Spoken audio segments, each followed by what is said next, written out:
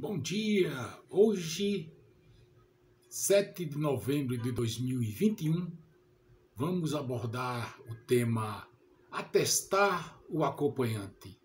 É eficaz ou apenas válido? Você já solicitou o atestado de acompanhante de paciente? Foi contemplado ou recusaram-lhe o fornecimento? Foi acatado o documento pelo seu empregador? Que tal discutirmos esse assunto? Como todos sabem, os acompanhantes de pacientes chegaram irreversivelmente aos consultórios médicos. Considerando o tempo de espera e da realização da consulta, alguns solicitam ao médico assistente um atestado de acompanhante para fins de abono de falta junto ao seu empregador.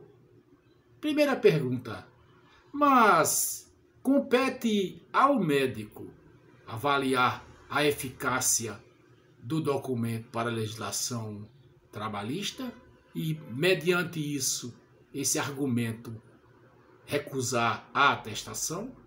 Ou seja, recusar a atestação sob a premissa de que está simplesmente amparado na legislação trabalhista seria ético? Ou bastaria a validade e o indiscutível interesse social? Logo, pode existir recusa ética? O Código de Ética Médica, desde 1988, portanto, há pelo menos 33 anos, assinala: é vedado ao médico, no seu artigo 91, deixar de atestar atos executados no exercício profissional quando solicitado pelo paciente ou seu representante legal, que geralmente é um acompanhante. Então, o médico não pode recusar a atestação de acompanhante. Ainda mais, nenhuma cláusula do Código de Ética Médica em vigor faz qualquer vinculação da atestação a uma eventual eficácia do documento.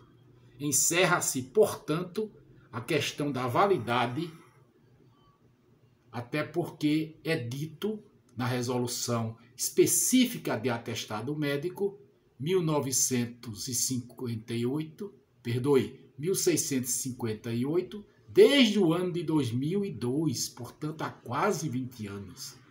Logo, basta ser válido, não necessariamente eficaz. Segunda pergunta: pode haver alguma penalidade para o médico que se recusar a fornecer o atestado de acompanhante? Sim. Vejam o artigo 17 do Código de Ética Médica em vigor, resolução 2217 do ano de 2018, que entrou em vigência no ano seguinte, de 2019. Diz que é vedado ao médico deixar de cumprir reticências, normas emanadas do Conselho Federal e dos regionais de medicina, reticências. Nesse sentido, alerte-se ainda para o parecer do Conselho Regional de Medicina do Estado do Mato Grosso, que em 2016 disciplinou normas para atestação de acompanhante, chancelando assim a atestação médica de um acompanhante. Alerte-se então que é um parecer.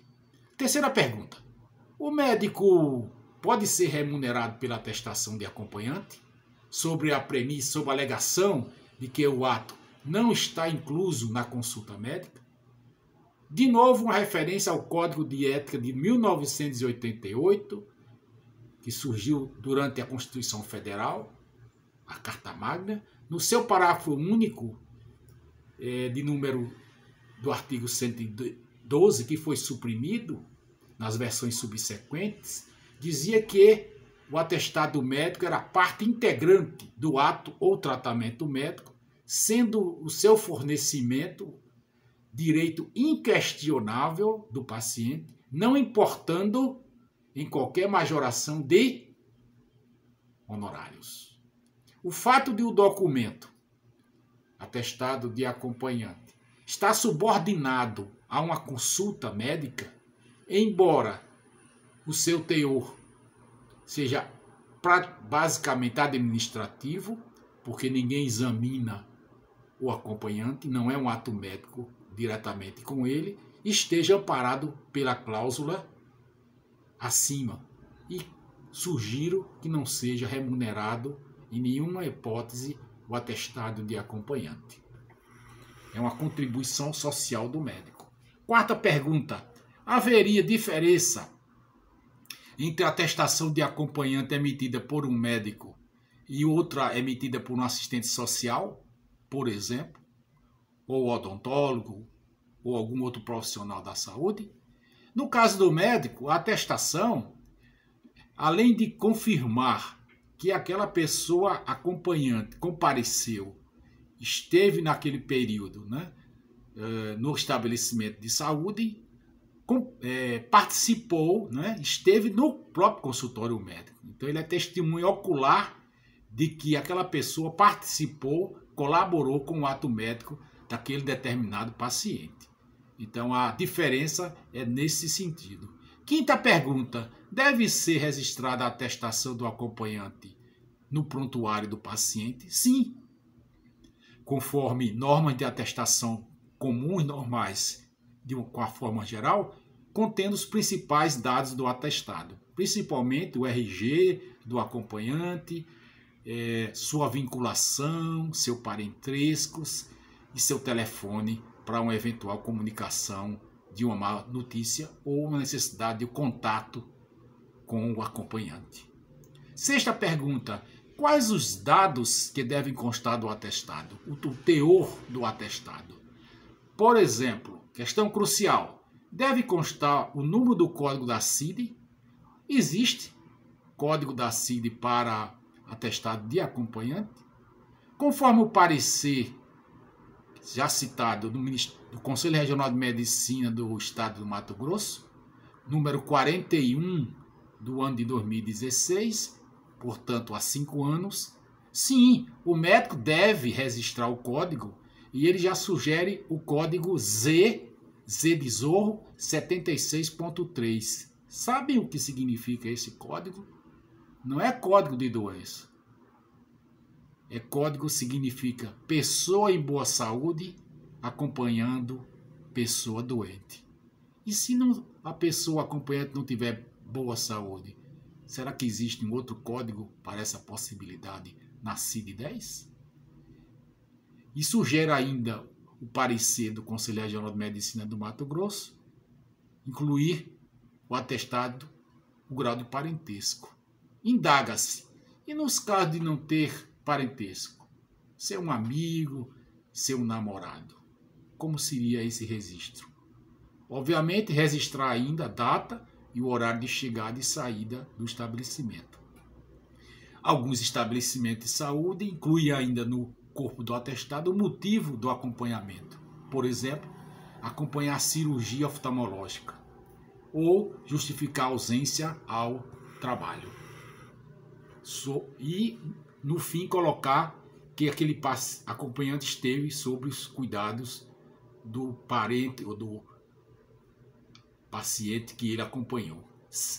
Em princípio, a conclusão é: ainda que o tema fosse omisso na legislação ética, e não é, o médico deve agir também como um agente de transformação social, entre parênteses, defesa do conceito amplo de saúde, e colaborar para as conquistas dos direitos que tragam melhorias para o bem-estar de toda a população.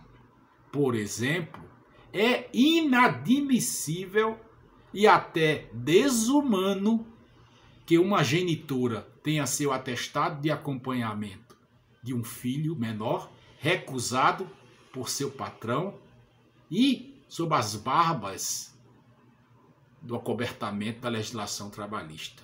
Pergunto a você: Entre faltar ao trabalho e ser acusado de abandono de incapaz por não socorrer um filho menor, qual a sua opção? Ou não teria nenhuma? Bom dia.